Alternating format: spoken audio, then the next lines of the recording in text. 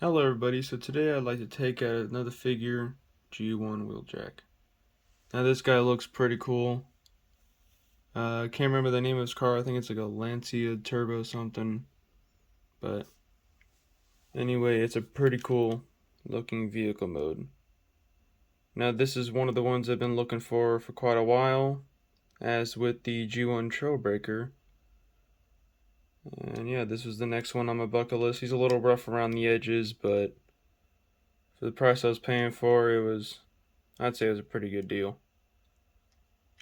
On the bottom here, this is a pre-rub, so there's no rub symbol, and it's also the circle stamp, which is also why I went for this guy. I wanted an original pre-rub circle stamp Wheeljack, and now I have one. It's a pretty cool looking vehicle, and he's complete with all of his accessories. Here on the front, we have good looking stickers right there. Some stickers right here that are obviously ripping away. I might put some newer repros on them, but I also might not, just because these are original stickers. I might just look for unused original stickers to put on this guy and take off the old ones. Bottom here, of course, you got his head poking through. And you got the arms up here. But other than that, not much on the bottom. He rolls pretty good. Obviously it won't roll far just because of the little fabric I got right here. And he also has removable spoilers. I don't know why they made them removable, just surprised so they don't break off. But for the little seat right here, you can set the Diaclone pilot in there. I do not have one, but you can just set them in there and then close it and then drive away. But yeah, pretty cool looking figure. So for some comparisons, we're bringing G1 Astrotrain. This is the reissue Astrotrain. I'll put a link up to him so you can go watch the video I made about him. Next up, we have a possible upcoming review. G1 Hound. This is the Walmart reissue. I do plan on getting an original Hound as well as an original G1 Mirage, but right now this is my placeholder. So those are the comparisons. Next up, we'll talk about his accessories. So first up, we have two of these shoulder launchers. Look pretty cool. Probably want to be careful with these right here so you don't snap those off. But you get two of these. You got a little spring launching mechanism. Of course, on the US release, they did not have strong springs. And to go with these shoulder launchers, you also get 4 missiles. Here they are. Just simple looking missiles, nothing fancy. And they're in black plastic. Take one of these and you can put it into the... Oh, well that just fell. Like I said, you can put it into the launcher and just do the springs. They don't go that far. So yeah, you get that. Lastly, with these accessories, you also get... I never really knew what to call these, but you get 2 of these fins or whatever that go on his back. And I did not know this until recently, but there's actually a left and a right. So whenever you're taking a look at these, you want to look at where the actual molding is. On this side it's just flat, but on the other side there's mold. So this is the left versus the right. Now I have, of course, both sides, but you can see one is not like the other. So yeah, I did not know that, but that is pretty cool detail. So those are all the accessories. Comes with quite a few. But yeah, let's get on to transformation. As with all the other G1 toys, these are pretty easy to transform. First, what I like to do, since sometimes I see the canopy sometimes snaps off just because it's clear plastic, I like to lift that up first. Then what I like to do is take the legs, you just pull them apart like that, bring them down, and spread them apart. And there you go, you have the legs all done. You can just set this little piece up against the back of the legs. Now, with this transformation, I almost broke this figure. With these little door sections, I thought you would just fold them out. However, what you gotta do first, do it from the back so you can see it. You want to pull out first and then bring it back. Same on this side. Just bring it out and to the rear. Yeah, if you do not miss that step, because I almost just snapped it in half. Very thankful that I did not do that. Then what you can do next, bring the canopy down, take the arms, and you want to bring them out to the side, and take the arms, bring them up and around to the top, and then fold them down just like that. Take the head and turn it around, and there you go. You have base Wheeljack all transformed. Now, one thing that I did that the instruction says that you should do is on the arms, you have the spoiler back here. The instructions tell you to rotate it all the way down, just like that. However, whenever you do that and you bring the arm down, it can go a little further back. But what I like to do is keep it where it's to the side and just transformed.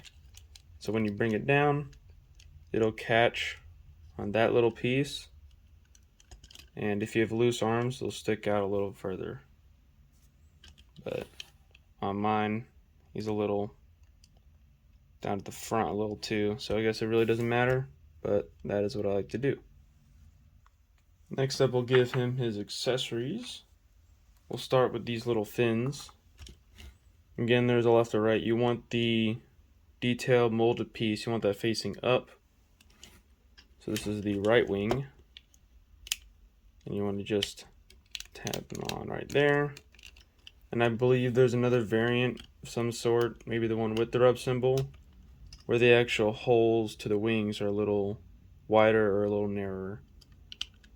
But take the left one, stick it on there, and there you go. Next up, we will bring the shoulder cannons, or missile launchers, whatever you want to call it, and you want to put them on both sides. I'm going to do this a little off camera, just because one of these is a little tight on it. And what I meant by tight was that on this launcher right here, the little clamp piece that clamps onto the metal bar, it's just ever so slightly bent a little bit. You can't tell because it doesn't have any stress marks or anything, but it's just like a millimeter off, and it just makes it that much harder to put it on the actual bar. But this one over here is fine. So we'll take the two missiles, or two of the four, stick them into the launchers, and there you go. He is all ready for combat. So for some comparisons, bring the camera up a little bit so you can see. Put them off to the side, and we'll bring in the last review, or last Transformer review. View on Trailbreaker. Again, I'll put a link up so you can go watch that video if you're interested. Pretty cool figure in my opinion. I don't know which one I like more, but they're both up there for me. And we'll bring in G1 Prime.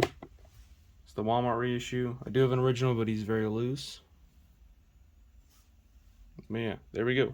Those are the comparisons. So coming up close to the figure himself, on the face, there's not much of an eye there. You get some molded plastic, but I don't see any eyes on him. But you got that nice silver paint with the black plastic. Down on the chest, I believe this is a sticker right here. Got a little bit of paint chipping right there. And sticker wear up here with these two stickers right there. Down to the feet, again we got the stickers, some more stickers right here and right there. Looks pretty cool. On the arms, of course you got the rocket launchers chilling up there. Stickers down here as well, nice rubber tires. On the back, you get the 539 number on the back. And of course, you got the wings. A little closer up detail on the Takara stamp. I don't know how well that is. You guys can see it, but there it is on his back. And of course, you got on the feet the pin that runs through. They could have given this guy a little bit of maybe some knee articulation or anything. Something to the legs. But yeah. For diecast purposes, he has on the feet. The feet are all diecast, and I believe the feet are the only diecast piece in this figure. Wow. But yeah, for articulation, I took off the shoulder launchers just so you can get a better view. But with the arms, they go up around. You can get the little spoiler out of the way. They go full 360, but they get caught back here, so you can bring this, and then it goes the full 360. You also get, at the head, you get a full 360 due to transformation.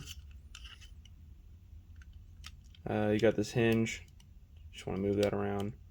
Wings obviously move freely, and nothing at the feet. However, if you want to close that, they go in and out. Yeah, there you go. That is the articulation on this figure. To me, this guy more G1 accurate. Whenever I'm displaying him, even though he is supposed to have both of them, I like to just put on one of the shoulder cannons, missile launchers, just because in the show he only had one.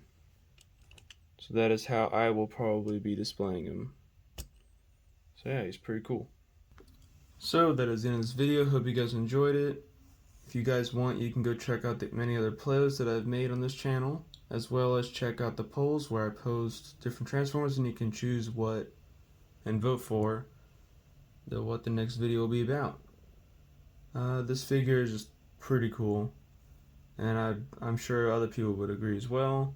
One of my favorite figures in the show as well. Spoiler alert, I am still kind of mad that he died in the '86 movie. Or they could have at least showed us what had happened to him, but without further ado, yeah, I'll see you guys in the next video. Have a good one.